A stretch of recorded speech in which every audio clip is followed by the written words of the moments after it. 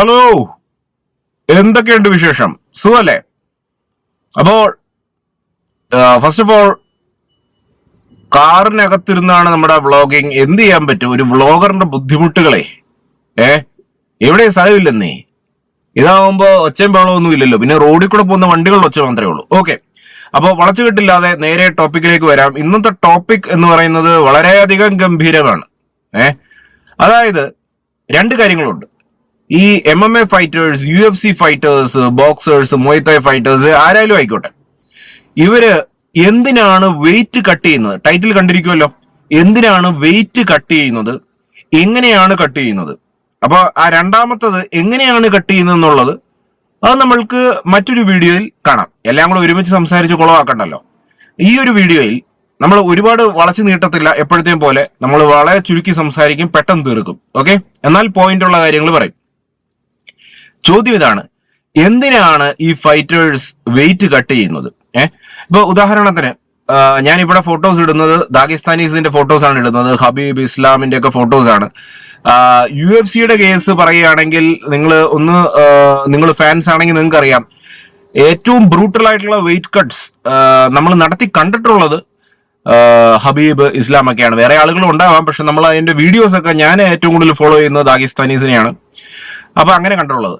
അപ്പൊ ഒരു ചോദ്യം സ്വാഭാവികമായിട്ടും വരും, ഇവരെന്തിനാണ് ഈ ഫൈറ്റിന് ഒരു ദിവസം മുമ്പ് ഇത്രയും വെയിറ്റ് കട്ട് ചെയ്യുന്നത്? അപ്പൊ എനിക്ക് സ്വാഭാവികമായിട്ട് വന്നൊരു ചോദ്യമാണ്, ഇവർ ഇത്ര ഫിറ്റ്നസ് കോൺഷ്യസ് ആയിട്ടുള്ള ആളുകൾ, ഇവർ ഇത്രയും കാശുണ്ട്, ന്യൂട്രീഷൻ ഫിറ്റ്നസ് എക്സ്പേർട്സ് എല്ലാം ഉണ്ട്, ഇവരെന്തിനാണ് ഈ ഫൈറ്റിന് ഒരു ദിവസം മുമ്പ് 2 ദിവസം മുമ്പൊക്കെ വന്ന് വെയിറ്റ് കട്ട് ചെയ്യുന്നത്? ഇവര് മണ്ടന്മാരാണോ, മന്ദബുദ്ധികളാണോ? ഇവര് ആദ്യം തന്നെ അങ്ങനെ വെയിറ്റ് കട്ട് ചെയ്ത് ഒരു ഫോമിലൊക്കെ ഇരുന്നൂടെ? ഇപ്പൊ 70 കിലോയാണ് കളിക്കുന്നതെങ്കിൽ ആ 70 കിലോ മെയിൻറ്റെയിൻ ചെയ്തുകൂടെ എന്നൊക്കെയുള്ളൊരു ചോദ്യം എനിക്ക് വന്നു. എന്തിനാണ് ഇവര് ഇത്രയും ഇറസ്പോൺസിബിൾ ആയിട്ടിരിക്കുന്നത്? ഫൈറ്റിന് ഒരു ദിവസം മുമ്പ് എന്തിനാണ് ഇവര് വെയിറ്റ് കട്ട് ചെയ്യാൻ ഇങ്ങനെ? മണ്ടന്മാരാണോ, മന്ദബുദ്ധികൾ എന്നൊക്കെയുള്ള ചോദ്യം എനിക്ക് വന്നു.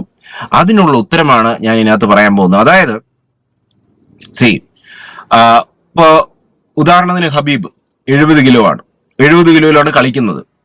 പക്ഷെ നിങ്ങൾ മനസ്സിലാക്കുക, ഹബീബിന്റെ ഒറിജിനൽ ബോഡി വെയിറ്റ് എന്ന് പറഞ്ഞു കഴിഞ്ഞാൽ ഒരുപക്ഷെ പുള്ളി ലൈറ്റ് വെയിറ്റിലാണല്ലോ കളിക്കുന്നത്. Light weight 70 kilo. പുള്ളി ഒരുപക്ഷെ ചിലപ്പോൾ ഒരു നാച്ചുറൽ വെൽട്ടർ വെയിറ്റ് ആയിരിക്കാം, മിഡിൽ വെയിറ്റ് ആയിരിക്കാം, അതിന് മേളിൽ പോവും. അതായത് 80-90 കിലോ വരെയൊക്കെ പോകാം പുള്ളിയുടെ വെയിറ്റ് കാറ്റഗറി എന്ന് പറയുന്നത്, ഒറിജിനൽ വെയിറ്റ് എന്ന് പറയുന്നത്. അപ്പൊ അവിടെ നിന്നാണ് പുള്ളി വെയിറ്റ് കുറച്ചുകൊണ്ട് വരുന്നത്. അപ്പൊ ഇപ്പോഴും ആ ചോദ്യം നിലനിൽക്കുന്നു, എന്തിനാ ഇങ്ങനെ വെയിറ്റ് കുറയ്ക്കുന്നത്? ഇപ്പൊ 85 ആണെങ്കിൽ 85 പോയി കളിച്ചൂടെ? വെൽട്ടർ വെയിറ്റ് പോയി കളിച്ചൂടെ? അല്ലെങ്കിൽ മിഡിൽ വെയിറ്റ് പോയി കളിച്ചൂടെ? ലൈറ്റ് ഹെവി വെയിറ്റ് പോയി കളിച്ചൂടെ? എന്തിനാണ് ലൈറ്റ് വെയിറ്റ് വരുന്നത്? അതിനുള്ള ഉത്തരം ഒരു വളരെ ട്രിക്കി ആയിട്ടുള്ള ഒരു ബിസിനസ് ഡിസിഷനാണ്. അതായത് നമ്മൾക്ക് വേണമെങ്കിൽ നമ്മളുടെ ഒറിജിനൽ വെയിറ്റ് കാറ്റഗറി കളിക്കാം, ഇല്ല എന്നുണ്ടെങ്കിൽ നമ്മൾ വെയിറ്റ് കട്ട് ചെയ്ത് നമ്മളെക്കാട്ടിലും ചെറിയ വെയിറ്റ് ഉള്ള ആശാന്മാരുമായിട്ടും നമ്മൾക്ക് കളിക്കാം. അതിനാണ്, ഇത്രയേ ഉള്ളൂ, നിസ്സാരം. അതിനാണ് നമ്മൾ വെയിറ്റ് കട്ട് ചെയ്യുന്നത്. അപ്പോ അതിനൊരു ട്രിക്ക് എന്ന് പറഞ്ഞു കഴിഞ്ഞാൽ, ഇപ്പൊ നിങ്ങൾക്കറിയാം, ഫൈറ്റ് നടക്കുന്നതിന്റെ ദിവസത്തിന്റെ ഒരു 1-2 ദിവസം മുമ്പായിരിക്കും വെയിറ്റ് എടുക്കുന്നത്, അല്ലെ? അപ്പൊ ആ വെയിറ്റ് എടുക്കുന്ന ദിവസം നമ്മൾ ആ 70 കിലോ കാണിച്ചാൽ മതി. പിന്നീട് ഫൈറ്റ് നടക്കുന്ന ദിവസം പിന്നീട് നമ്മുടെ വെയിറ്റ് ഒന്നും ആരും ചെക്ക് ചെയ്യാൻ പോകുന്നില്ല. അതായത് വെയിറ്റ് എടുക്കുന്ന ദിവസം നമ്മൾ 70 കിലോ എന്ന് കാണിക്കുന്നു, പിന്നീട് മെല്ലെ നമ്മൾ വെള്ളവും ഭക്ഷണവും ഒക്കെ കഴിച്ചിട്ട് ഫൈറ്റ് നടക്കുന്ന ദിവസം എന്തായിരിക്കും? നമ്മൾ 80-85 കിലോ ആയിരിക്കും. അതായത് നമ്മുടെ ആ വെയിറ്റ് എടുത്ത ദിവസത്തെക്കാളും ഒരു 20 പൗണ്ട് കൂടുതൽ വെയിറ്റിൽ നമ്മൾ കളിക്കുന്നു. അപ്പൊ എന്ത് സംഭവിക്കുന്നു? നമ്മളുടെ എതിരാളിയെക്കാട്ടിലും നമ്മൾക്ക് ഒരു അഡ്വാൻറ്റേജ് കിട്ടുന്നു, ആഡഡ് അഡ്വാൻറ്റേജ് കിട്ടുന്നു. അതായത് ഒന്നുമില്ലെന്നേ, നമ്മളെക്കാട്ടിലും ചെറിയ ഭാരമുള്ള ആളുകളായിട്ട് കളിക്കുമ്പോൾ നമുക്കൊരു കോൺഫിഡൻസ് തോന്നാറില്ലേ? ഇപ്പൊ നമ്മുടെ ഒപ്പം നിൽക്കുന്ന, നമ്മുടെ കട്ടയ്ക്ക് നമുക്കൊപ്പം നിൽക്കുന്ന ഒരാളുമായിട്ട് കളിക്കുമ്പോഴുള്ള കോൺഫിഡൻസും നമ്മളെക്കാട്ടിലും ഇത്തിരി കൂടി വെയിറ്റ് കുറഞ്ഞിട്ടും ഒരു ഇച്ചിരി കൂടെ ഷോർട്ട് ആയിട്ടുള്ള ആളുകളുമായിട്ട്, ഒരു ചുരുങ്ങിയിരിക്കുന്ന ആളുമായിട്ട് കളിക്കുമ്പോൾ നമുക്കൊരു ഒരു മെന്റൽ കോൺഫിഡൻസും ഫിസിക്കൽ കോൺഫിഡൻസും കിട്ടാറില്ലേ? അത്രേ ഉള്ളൂ സംഭവം. കാരണം ഞാൻ ഈ പറയാൻ കാരണം നിങ്ങൾ ശ്രദ്ധിച്ചു കേൾക്കണം. നിങ്ങൾ നെറ്റിനകത്തൊക്കെ ഇത് വായിച്ചു നോക്കുമ്പോൾ നമുക്ക് ഡീറ്റെയിൽ ആയിട്ട് സയന്റിഫിക് ആയിട്ടൊക്കെ മനസ്സിലാവത്തില്ല. ഇത്രേ ഉള്ളൂ, നിസ്സാര കാര്യമാണ്. അതൊരു ബിസിനസ് ഡിസിഷനാണ്. വേണമെങ്കിൽ ഖബീബിന്റെ ഒറിജിനൽ വെയിറ്റ് കാറ്റഗറി കളിക്കാം, പക്ഷെ അതൊരു ബിസിനസ് ട്രിക്കാണ്, ഒരു സ്ട്രാറ്റജിക് ഡിസിഷനാണ്.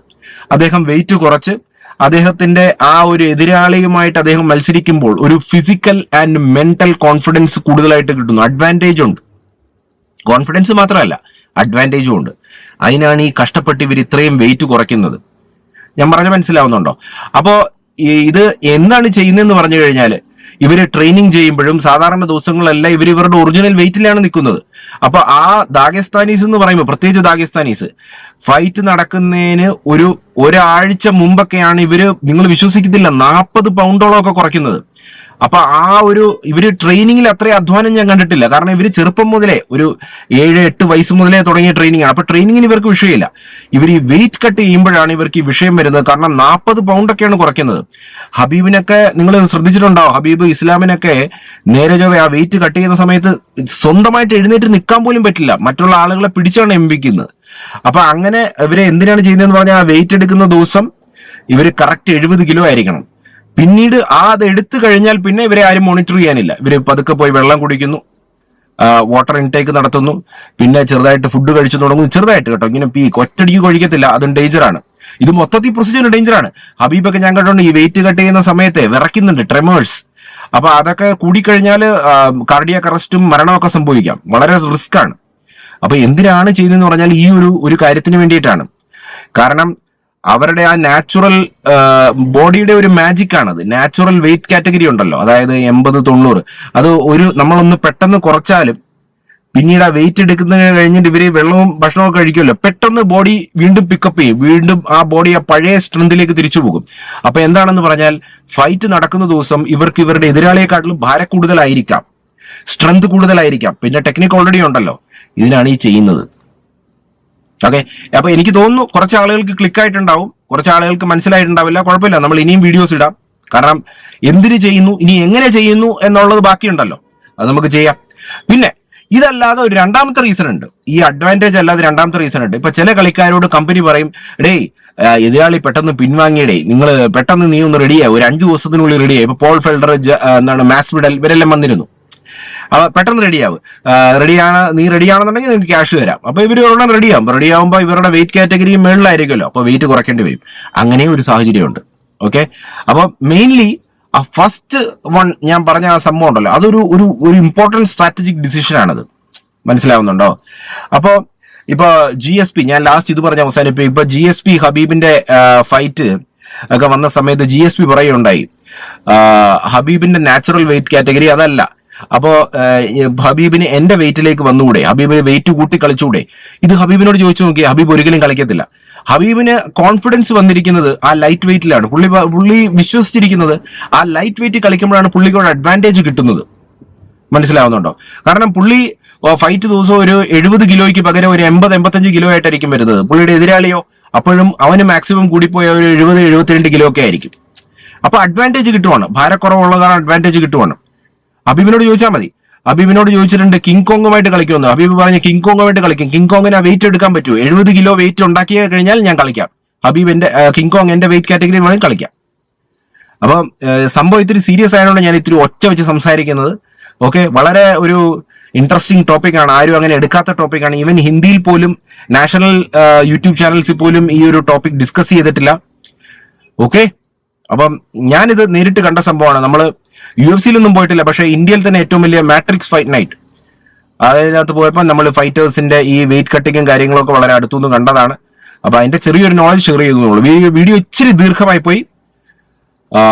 ഓക്കെ, ഞാൻ ഇവിടെ നിർത്തുന്നു.